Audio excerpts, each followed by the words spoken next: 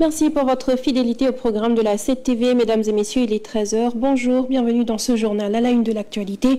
Haute Cour de justice, ce mardi, c'est au tour de l'ancien ministre de la Justice, Ismaïla Madior Fall, de comparaître devant la commission. Il est poursuivi pour corruption passive et concussion. Dans la même affaire que lui, 2 personnes ont déjà été placées sous mandat de dépôt. Et puis Dialogue National, Mamadou Lamine Dianté lance un appel aux formations politiques. Il demande notamment à ceux qui avaient manifesté leur désintérêt à revenir sur leurs décisions. Et l'actualité internationale mettra un terme à ce journal avec notamment la visite de Cyril Ramaphosa à Washington, mais aussi à Gaza avec l'offensive israélienne qui a fait près de 44 morts. Voilà tout pour l'essentiel des titres. Le développement, c'est tout de suite.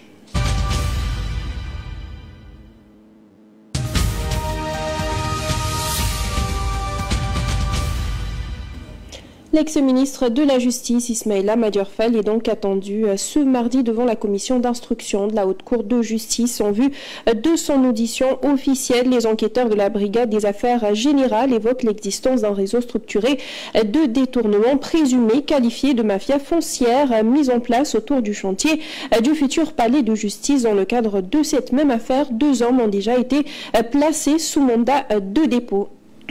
En attendant, reste au tribunal. Deissa Lidio Pierre, de son côté, est sorti libre du tribunal, poursuivi pour un présumé détournement de deniers publics suite aux révélations du rapport de la Cour des comptes. Elle a consigné 57 millions de francs CFA. Djibril Diallo.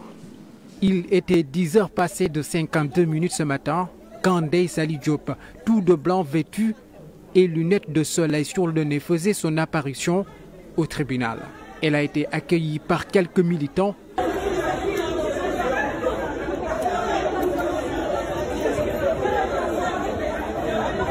L'ancienne ministre de la Femme, de la Famille et du Genre sous le régime de l'ancien président Macky Sall faisait face à la commission d'instruction de la Haute Cour de justice en présence de son avocat. Après 2 heures d'échange, la députée quitte le tribunal. Ni elle, ni son avocat ne se sont exprimés devant la presse. Mais selon des médias, lors de son audition, Deissa Lidio a catégoriquement rejeté les accusations portées contre elle. Malgré ces dénégations, la justice a maintenu les charges, imposant à l'ancienne ministre le versement d'une caution de 57 millions de francs CFA à la Caisse des dépôts et consignations pour éviter l'incarcération. Cette décision permet à l'ancienne ministre de conserver sa liberté tout en restant à la disposition des autorités judiciaires. Cette audition s'inscrit dans le cadre de l'affaire présumée de complicité de détournement de deniers publics impliquant l'ancienne ministre de la Femme sous le régime de Macky Sall. Les accusations portent sur une somme de plus de 50 millions de francs CFA liée à la gestion des fonds force Covid-19. Dans le siège de la justice, toujours dans l'affaire, cette fois-ci opposant l'Alliance pour la République et d'autres partis aux militants Hassan Gueye, alias Azourafal. Un nouveau tournant a donc été pris. Le collectif d'avocats constitué pour représenter les partis civils, notamment Maître Laj Amadou Sall, Maître Antoine Beng et Maître Aboubakri Barou, a officiellement annoncé son retrait de la procédure, une décision rendue selon le courrier sur la base d'une demande de la défense fondée sur l'état mental d'Hassan Gueye. Et puis nous en parlions dans le titre Dialogue National. Mamadou Lamine Dianté lance un appel aux formations politiques qui ont décidé de boycotter ce dialogue national. Le président du Haut Conseil du dialogue social leur demande alors de se ressaisir car, dit-il, c'est dans l'intérêt général. Il estime que les conclusions du dialogue seront appliquées à tous. C'est dans notre intérêt à nous tous de participer à un dialogue pour co-construire un système politique que nous souhaitons pour le Sénégal. Et comme le français a l'habitude de le dire, tout ce qui se fait sans toi se fait contre toi. C'est pourquoi il est souhaitable aujourd'hui que les gens refoulent un peu leurs sentiments et aillent au dialogue, défendre leurs idées, d'autant que pour cette fois-ci, quand même, le président de la République a fait circuler une mouture des TDR pour que les gens puissent apporter leurs inputs par rapport à cela et que ce soit également déjà des TDR co-élaborés pour que nous puissions aller également dans un dialogue inclusif pour prendre des décisions consensuelles pour l'amélioration de notre système politique. Aujourd'hui, le régime du président Bassirou Diomaye aurait pu s'asseoir confortablement sur sa majorité, prendre des décisions unilatérales et les appliquer forcément. Mais ils ont estimé qu'il faut aller dans le sens de se concerter avec l'ensemble des forces vives du pays pour avoir un système politique consensuel. Je crois qu'aujourd'hui, l'appel que nous lançons à ces organisations, c'est donc de se ressaisir et d'aller au dialogue pour le bien du pays.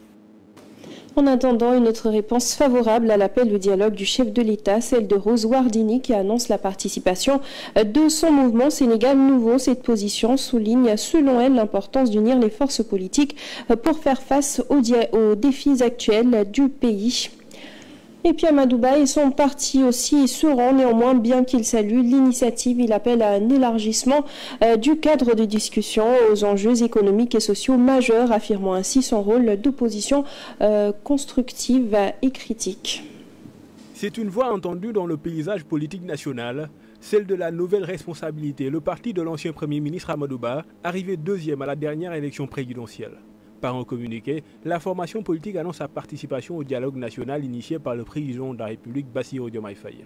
Une décision qualifiée de mûrement réfléchie et qui s'inscrit selon ses responsables dans une logique de cohérence avec ses valeurs républicaines et son ambition pour un développement économique et social inclusif. La nouvelle responsabilité se dit consciente des enjeux multiformes auxquels le Sénégal est aujourd'hui confronté. Face à cette complexité, elle choisit d'adopter une posture qu'elle présente comme responsable et constructive. Mais derrière cette main tendue, le parti d'Amadouba trace déjà les contours de ses attentes. Il estime que la thématique centrale proposée, celle du système politique, bien que pertinente, reste insuffisante à elle seule pour répondre aux aspirations profondes du peuple sénégalais. C'est pourquoi il propose d'élargir les termes du débat à des préoccupations économiques et sociales majeures. La dette publique, la maîtrise du déficit budgétaire, l'équité fiscale, la question de l'emploi et de l'employabilité des jeunes, les dynamiques migratoires, le développement durable, le pouvoir d'achat, la cherté de la vie, ainsi que la préservation des libertés fondamentales. Autant de sujets que la nouvelle responsabilité juge incontournables pour un dialogue réellement porteur d'avenir. Une prise de position loin d'être anodine, elle traduit une volonté de peser dans les orientations politiques à venir sans pour autant adopter une posture d'opposition frontale. Le communiqué insiste également sur l'importance de la confiance et du respect mutuel entre les parties prenantes, condition essentielle à la réussite de ce processus. Pour le parti d'Amadouba, le dialogue national ne saurait être réduit à un simple échange entre acteurs politiques. Il doit être conçu comme un véritable instrument de pacification et de consolidation de la démocratie. Dans un contexte politique encore sensible, cette déclaration apparaît comme un positionnement stratégique, un choix qui marque le début d'une nouvelle étape pour cette formation politique, désormais engagée dans une recomposition du paysage politique national. Sur un autre registre à présent avec ce cri de cœur du collectif des enseignants diplômés de plus de 35 ans qui fustigent leur mise à l'écart lors du recrutement spécial des 2000 enseignants. Ces derniers, recalés, estiment qu'il y a eu des incohérences sur les critères de sélection. L'État du Sénégal avait lancé un recrutement spécial de 2000 enseignants à travers ce ministère de l'Éducation nationale.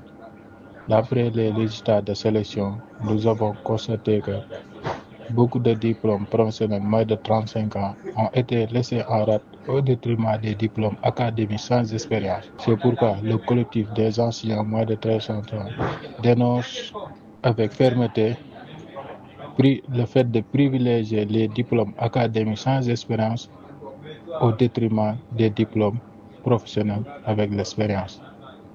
C'est pour ça que nous avons constaté au niveau du site Mirador, espace de recrutement, des irrégularités.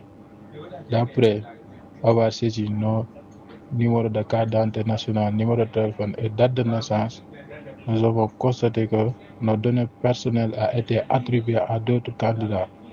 Jusqu'à présent, le ministère de l'Éducation n'a pas sorti un communiqué ou une réponse sur ces irrégularités. Pourquoi nos données personnelles ont été attribuées à d'autres candidats? Nous allons saisir la Cour suprême parce que nous ne pouvons pas concevoir qu'on utilise nos données personnelles alors que nous n'avons pas été recrutés. Un autre collectif à présent, celui des impactés de l'autoroute Dakar-Tivaouane-Saint-Louis, qui s'est réuni en assemblée générale pour échanger sur la décision de l'État du Sénégal de leur octroyer 50 hectares de terre en guise de compensation, une décision appréciée à sa juste valeur par les bénéficiaires qui certes approuvent mais également exigent certaines conditions aux autorités étatiques. L'État a décidé d'octroyer aux impactés de l'autoroute à péage 50 hectares. Une assiette foncière considérable que nous acceptons. Mais nous demandons à l'État d'en faire une priorité et d'accélérer les procédures, notamment au niveau du cadastre, pour que les bornages soient faits le plus rapidement possible. Nous demandons également à l'AGEROUTE de faire la voirie, de mettre l'eau et l'électricité à la disposition du collectif des impactés au niveau de cette assiette foncière.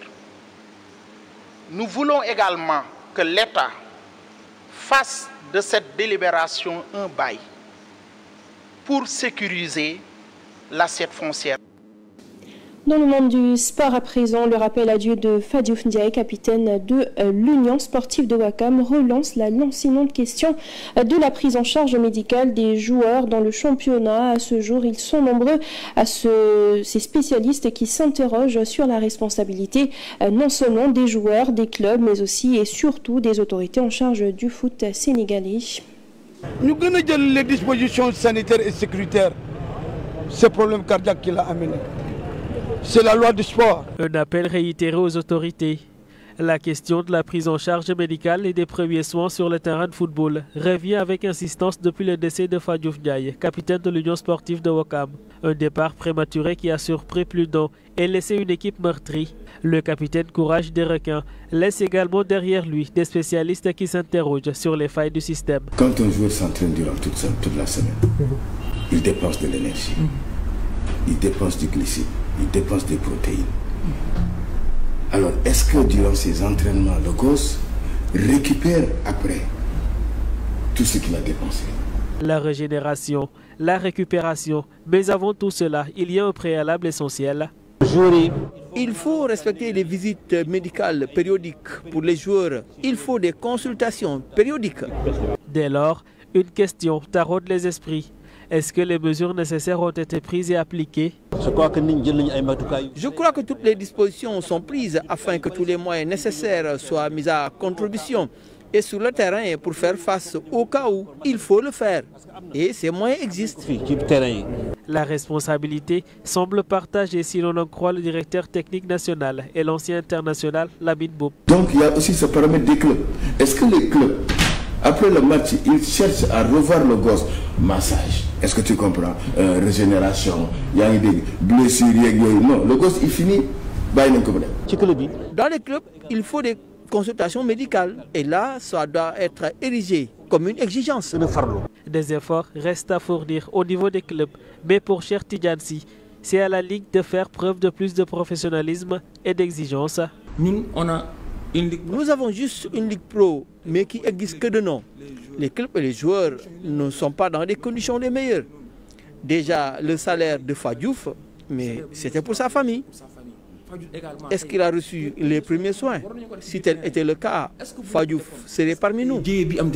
Le statut du joueur professionnel, le cahier de charge, autant de sujets qui refont surface dans le débat public. Une ligue professionnelle seulement de nom, pas d'affirmation péremptoire pour l'instant. Mais le constat est sans appel, des manquements sont notés à presque tous les niveaux, même si des efforts considérables ont déjà été consentis. En effet, Grégoire Gomme, cette tragédie a donc bouleversé le monde sportif et remet en avant des questions essentielles autour de la sécurité et de la santé des joueurs. Entre textes clairs et réalités préoccupantes, enquête sur un système qui montre de graves signes de défaillance.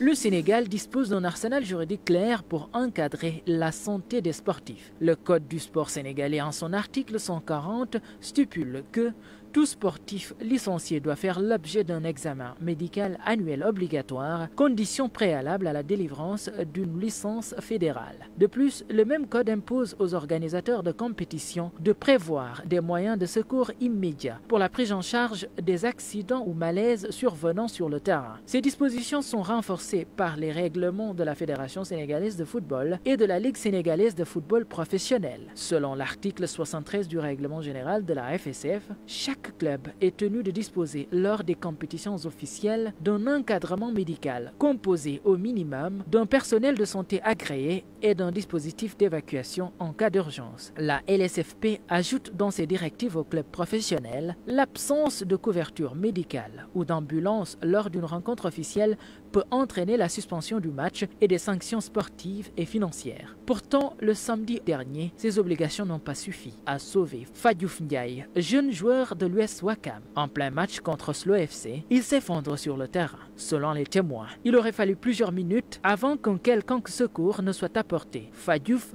décède avant même son arrivée à l'hôpital. Ce drame met en lumière un fossé alarmant entre les textes et leur application. De nombreux clubs, en particulier en Ligue 2, ne disposent ni de médecins permanents, ni d'ambulances, ni même de trousses de secours réglementaires. En théorie, les clubs doivent présenter des certificats médicaux actualisés pour chaque joueur, souscrire à une assurance santé et assurer la présence d'un encadrement médical pendant les matchs. En pratique, ces exigences sont souvent ignorées par manque de moyens ou de contrôle. Les autorités sportives sont appelées à réagir. Plusieurs voix réclament l'instauration d'un fonds d'urgence médicale, la mutualisation des ressources sanitaires entre clubs et surtout une application rigoureuse des règlements existants. Actualité internationale pour terminer, le président sud-africain Cyril Ramaphosa à Washington pour tenter de raviver la relation avec les États-Unis. L'objectif de cette visite d'État est de réinitialiser et de revitaliser les relations bilatérales entre les deux pays. Il rencontrera le président Donald Trump ce mercredi. Pendant ce temps, au Moyen-Orient, Israël intensifie son offensive à Gaza avec près de 44 morts suite au bombardement sur le territoire palestinien où justement l'armée intensifie son offensive et ce depuis 2 jours. Le président sud-africain Cyril Ramaphosa à Washington pour raviver les relations avec les États-Unis. L'objectif de cette visite est de réinitialiser et de revitaliser les relations bilatérales. Une entrevue qui intervient après que les États-Unis ont accueilli 59 Sud-Africains blancs en tant que réfugiés la semaine dernière, d'où le début de ce que l'administration Trump a déclaré être un plan de relocalisation plus large pour les agriculteurs minoritaires. L'Afrique du Sud, qui a nié ces allégations, affirme que les Blancs de ce pays à majorité noire ne sont pas persécutés. Trump a critiqué le gouvernement sud-africain sur de nombreux fronts et a pris le décret le 7 février pour supprimer tous les financements américains destinés à ce pays, en guise de punition pour ce qu'elle a qualifié de politique anti-blanche dans son pays et de politique étrangère anti-américaine. Mais la délégation sud-africaine, composée de 4 ministres en plus de chefs de l'État, craint particulièrement les taxes douanières des États-Unis, deuxième partenaire commercial de Pretoria derrière la Chine. Ce 20 mai, la bande de Gaza a fait état de la mort de 44 personnes dans le nouveau bombardement sur le territoire palestinien en guerre où l'armée israélienne intensifie son offensive militaire depuis 2 jours. Alors que des négociations sont en cours à Doha pour obtenir un cessez-le-feu, le premier ministre du Qatar, le ministre des Affaires étrangères, regrette l'intervention militaire israélienne. De son côté, l'ONU confirme être autorisé à faire entrer une centaine de camions d'aide à Gaza. Mahmoud Bassal a fait état de 8 personnes tuées dans une frappe ayant visé une école servant de refuge à des déplacés de Gazaville, de 12 morts dans une frappe sur une habitation à Der el-Bala, de 15 morts dans un bombardement sur une station-service à la limite du camp de réfugiés palestiniens de Nuseirat. Le Qatar, qui joue le rôle de médiateur entre Israël et le Hamas, hausse le ton. Et nous passons tout de suite à la revue de presse.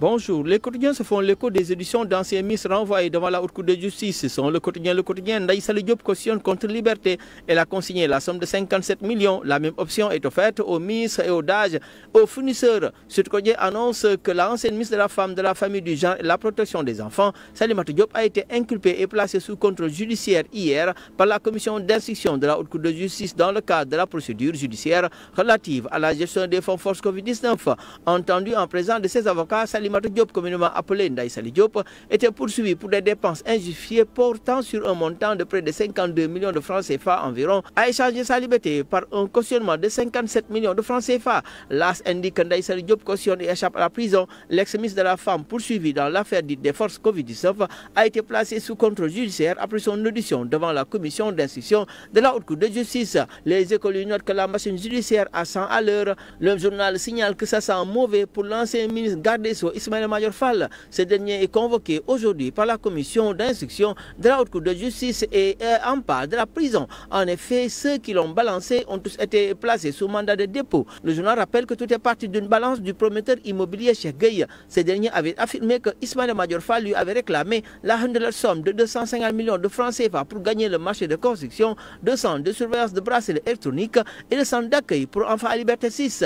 Ce soir parle de marre de tous les dangers pour Ismaïla Madior Fall. L'ancien ministre de la Justice fera face aux membres de la commission d'instruction de la Haute Cour de justice. Son libération, une présumée association de malfaiteurs traqués. Il s'agit de projets de construction de palais de justice de Pikine-Guédiawaye. L'observateur, lui, se penche sur le cas Lat Diop et titre Lat Diop, l'affaire de trop, son extraction surprise de Russe et la dénonciation du promoteur immobilier Ousmane Ba, qu'il accuse d'avoir servi d'intermédiaire dans une transaction douteuse impliquant un appartement de 500 millions de francs CFA. En politique, la tribune sur le dialogue national parle d'agenda caché du dialogue et relatif au point sur la Cour constitutionnelle, la réduction de l'hyperprésidentialisme, la refonte du système judiciaire. Wolf Quotidien, lui, sur le rééquilibrage institutionnel de la fonction du Premier ministre, risque de bicéphalisme, titre Wolf. En sport, tribune sport sur la violence en MMA, le ministre des Sports condamne le comportement de Zarco. Record, lui, se penche aussi sur le cas Iman Ndiaye et en métronome des Lions s'interroge le journal. Bonne lecture.